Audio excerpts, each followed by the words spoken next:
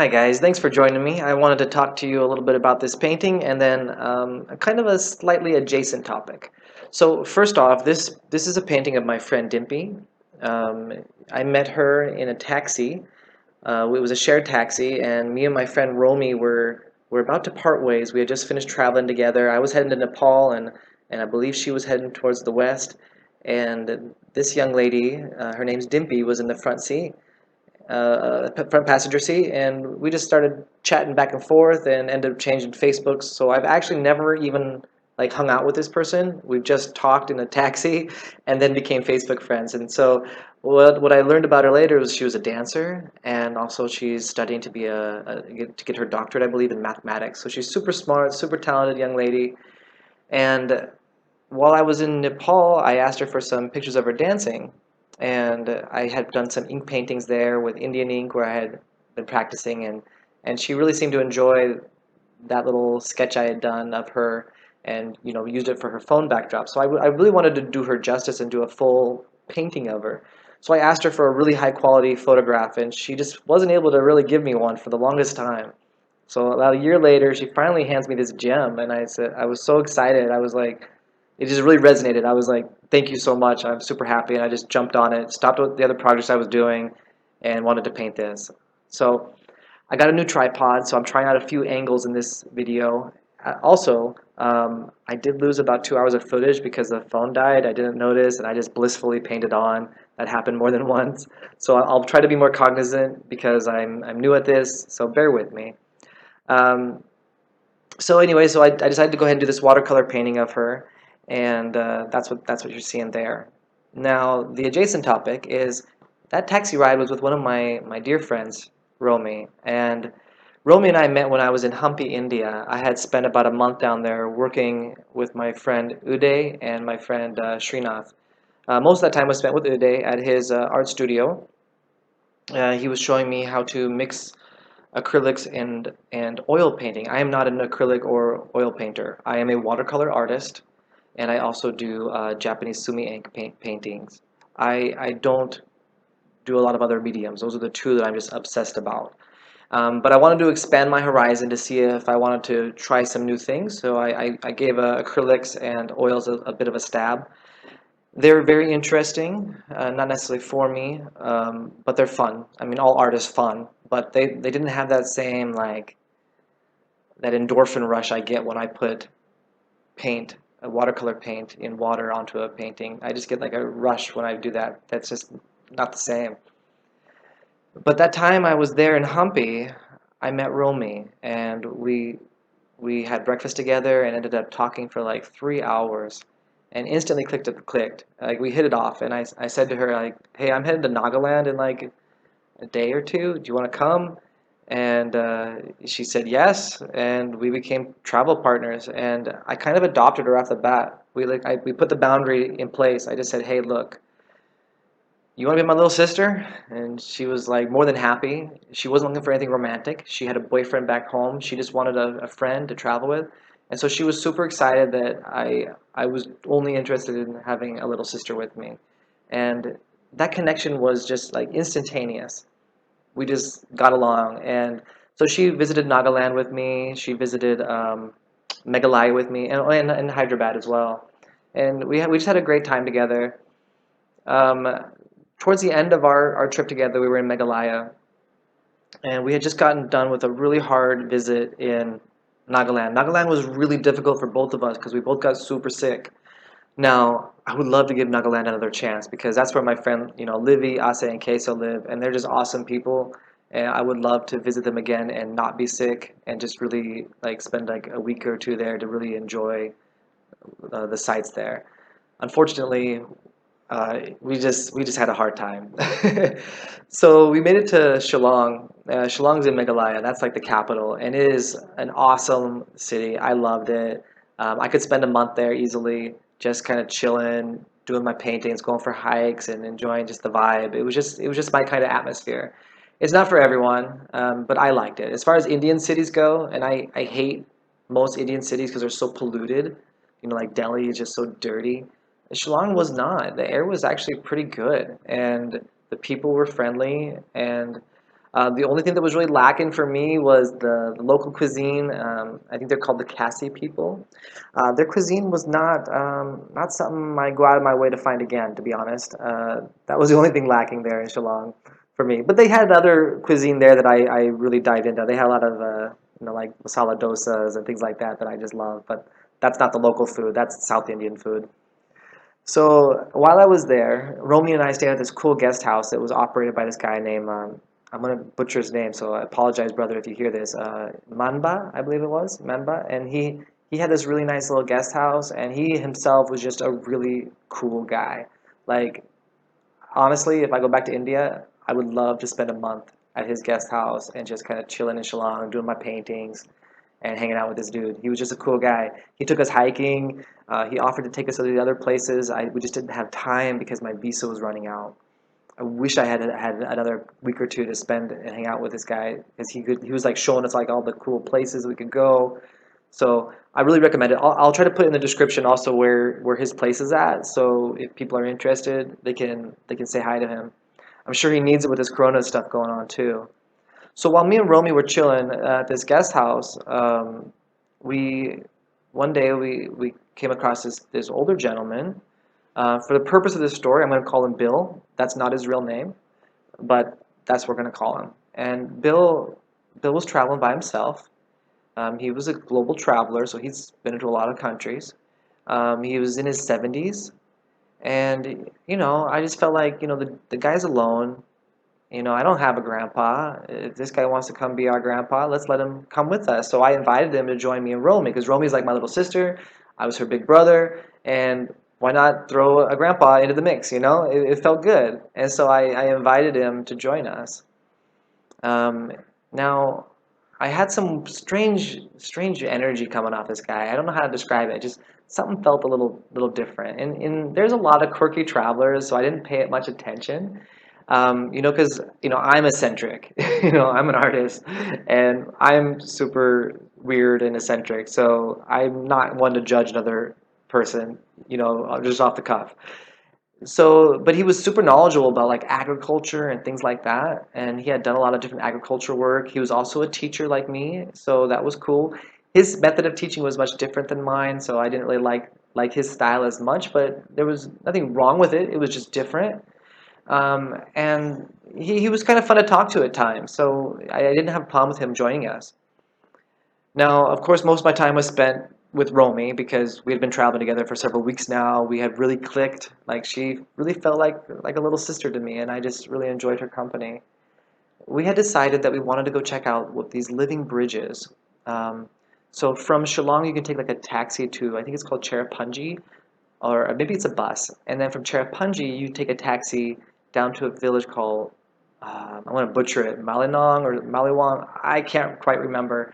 But anyways, you go down to this village, and then from there, you have to start humping, and you got to walk a lot. It's like 3,000 something steps. I'm not talking about just like walking steps. I'm talking about like steep inclined cement steps down into the jungle. And it is not an easy way down. It is extremely hard. I was tired. My legs were not prepared for that journey. It just took me by surprise because I just not used to like going down steep steps while holding like my big backpack which is what I had on me at the time. So we all made our way down there. Got down to the bottom. We were exhausted and tired. We started looking for a place to stay. We ended up finding like a hostel that had like a bunch of beds open. So we grabbed that. The three of us shared a room together. Um, it's a hostel format, so there was like some random Indian guy there too that needed a shower. And but we also made some other cool friends down there. There was this really sweet British gal, Indian ancestry. She was super sweet, and another French woman that was really kind that we ended up hanging out with a little bit. And as the three of us, kind of had our own thing going. So we usually go together as a group of three. Sometimes I'd go off solo, but usually if I went somewhere, I'd bring Romy with me unless she needed time to herself. And we decided we wanted to go to this waterfall called like the Rainbow Falls. And the three of us decided to go there together. And about halfway there was like a pool of cool water. And we saw this beautiful snake kind of go up into the forest. and we didn't see any other snakes or any other critters, so we decided it was safe to take a quick little dip to cool off. And while we were changing, I did like the whole like brotherly, like I turned my head away. I didn't look at her, at Romy. Now Romy's a very young girl. She's about like 18 or 19. I believe she's 19. And she's just adorable. And so I turned my head away and I did like those little, like that, just like cat call as a joke. And she was like, "Hey," like, and then Bill, he speaks up. He's like, "Hey, don't worry, he wasn't really looking." But then he added at the end, "But I was." And I was like, that was kind of a weird comment, like, but I figured he's just joking, and so did she. And so we just hopped in the pool together. We found some really cool like pieces of like mica and different rocks that we were picking up, and I think we kept a couple little small tokens. Um, oh, I don't know if we did that time. I think actually we left those there. I can't quite remember. But what we did see was this cool butterfly that looked exactly like a leaf, had the best camouflage.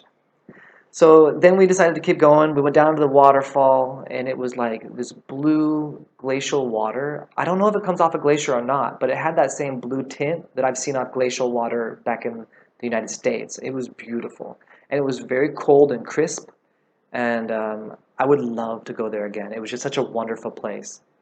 And oh, there was one more thing that was really cool about this hike. They had these living bridges.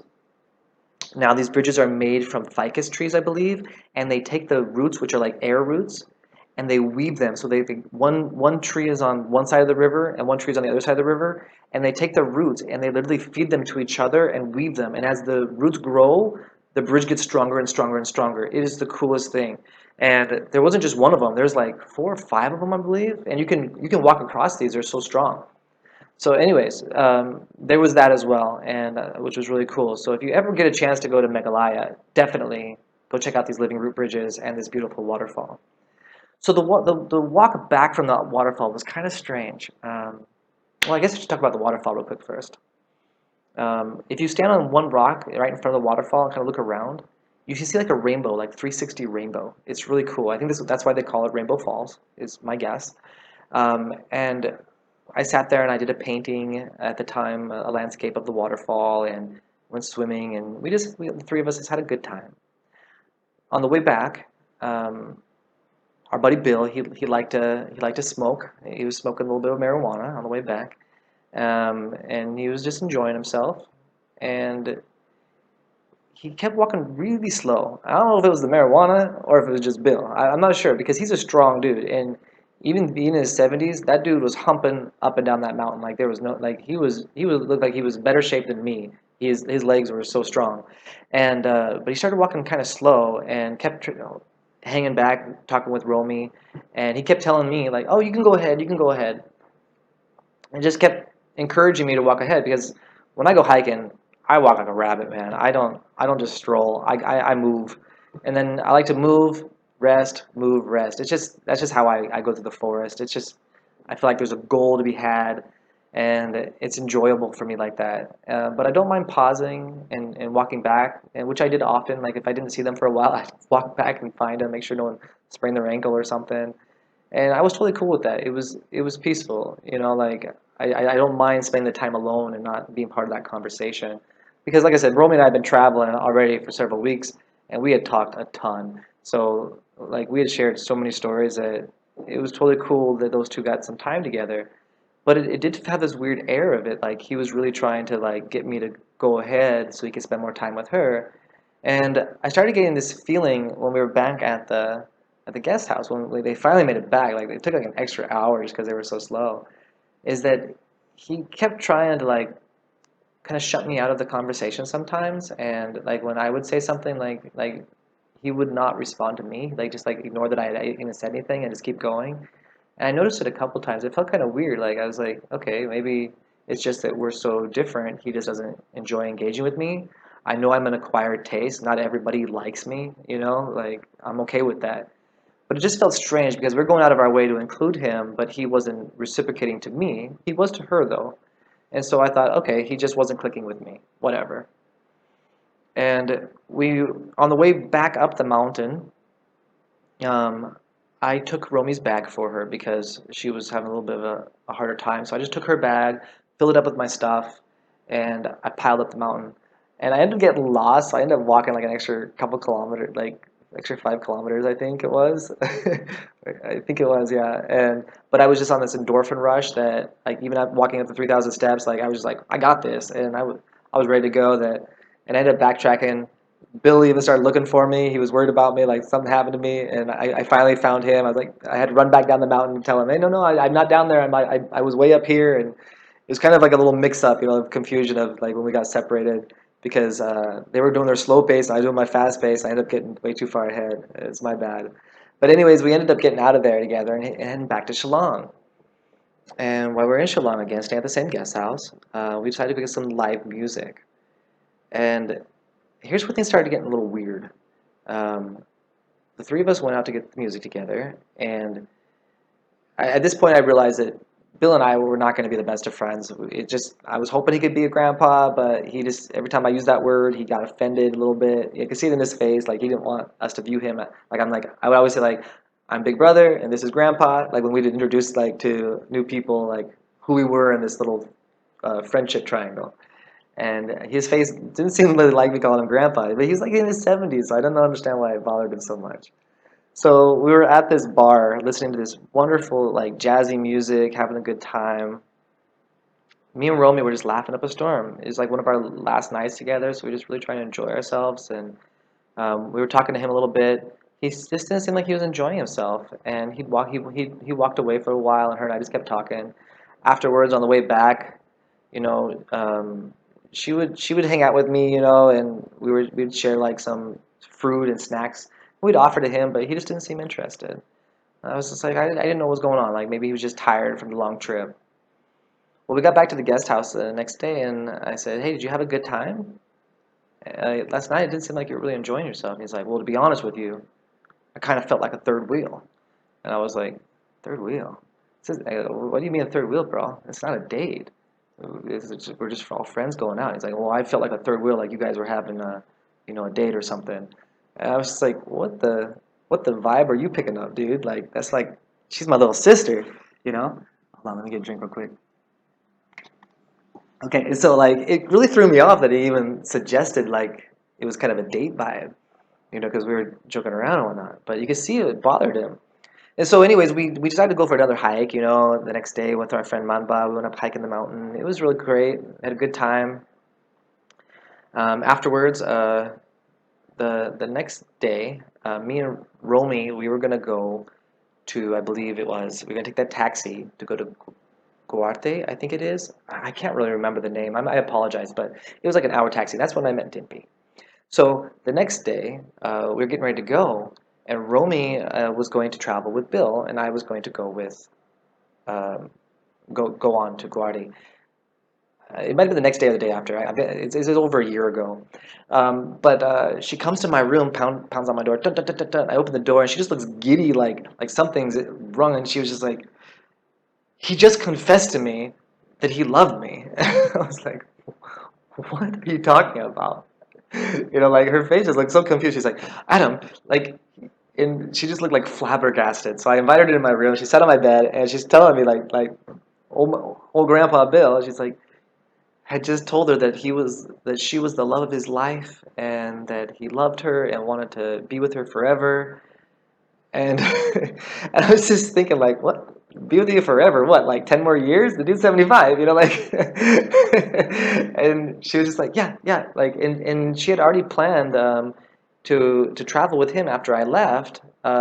He had wanted to hire her to help him do all the planning and do all the stuff, and had offered her a salary, like as a paid position. And so she was looking forward to that.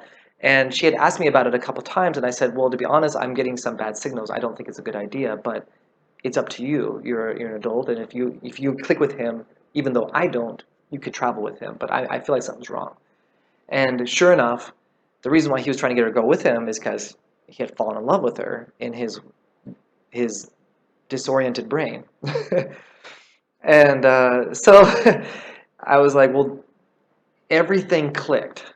Like all the weird behaviors that he had been exhibiting, like throughout the last couple days, like the last, I don't know, like over the last week, like it all started to make sense, like why he got bothered when I would refer to him as a grandpa, because he wanted to be viewed as a potential partner. And when she would spend extra time with me, he didn't like it, why he's trying to spend more time with her. And like all these little things that we thought were just like he's being a dirty old man just as a joke. No, no, no, he's really a dirty old man trying to hit on a 19-year-old girl. Dude's like 75. And she was having none of it. She's like, I told him already, like when I first met him, I had a boyfriend. Why would he even think that I was interested in him? And he just, it didn't click. Even though she told him, sorry, I'm not interested, he still didn't understand. And so she was super uncomfortable. That's so she decided she's not going to travel with him. She wanted to go with me to, I think it was again to go to Guwahati to take a bus to go towards the west. So the next day, or later that day, Bill tells me that Romy's the love of his life, and it was because I said, dude, you need to stop. You need to stop. She's got a boyfriend. You need to be respectful. And I kind of just shut him down. I said, he was like, well, you don't understand. I've never met someone so special. And I was like, stop. You're being ridiculous. You are making her uncomfortable. She doesn't like it. You're going to burn this friendship bridge down if you continue on that path. You need to apologize to her. Say, sorry, I just got ahead of myself, and let's just be friends and let it go. And he just couldn't do it. He he sent her these emails, still trying to confess his love to her, and yeah, he ended up burning the bridge down. So now they don't even talk. And I felt like mixed emotions about that, because we had spent time together. When you spend time with someone traveling, you never want to see that friendship come to an end.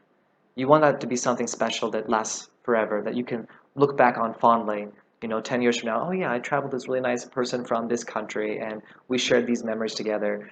Instead, it's become like, this guy, we kind of laugh about it just because it is what it is, like he's become the blunt of the joke, which is kind of sad, like I think he really truly believed that she was the love of his life, because, during the course of us talking, I told her that I felt that, he had something wrong with him, like he suffered from a little bit of a delusion at time, and he had confessed that he had some brain damage, that he had some delusion. So I'm not judging him in any way. I don't feel like he's a bad person.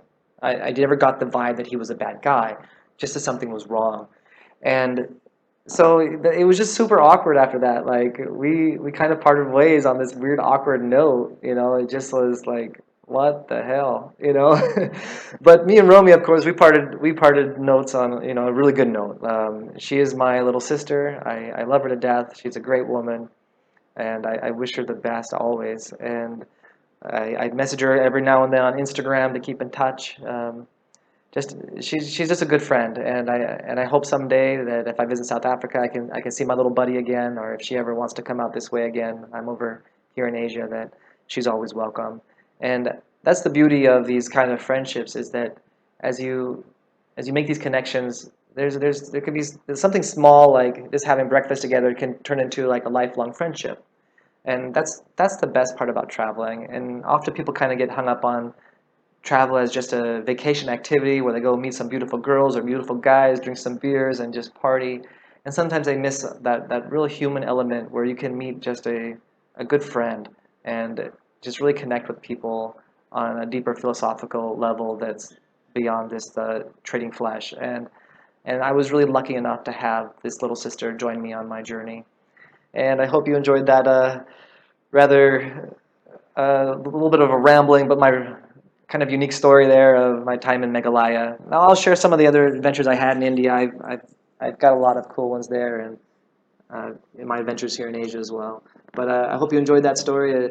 That's why I said it was kind of painting adjacent, because being with Romy is what allowed me to meet Dimpy, and I hope you enjoyed watching the speed painting as well. Thank you so much for your time today.